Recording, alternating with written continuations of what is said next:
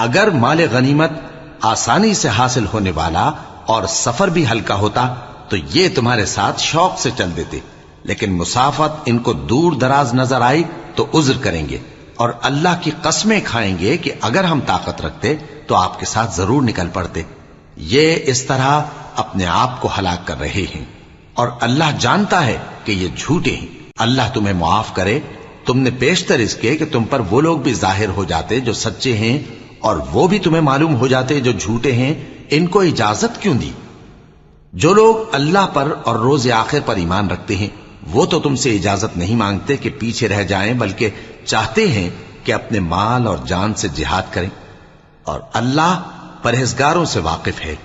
اجازت وہی لوگ مانگتے ہیں جو اللہ پر اور روز آخر پر ایمان نہیں رکھتے اور ان کے دل شک میں پڑے ہوئے ہیں، سو وہ اپنے شک میں ڈاواں ڈول ہو رہی ہیں۔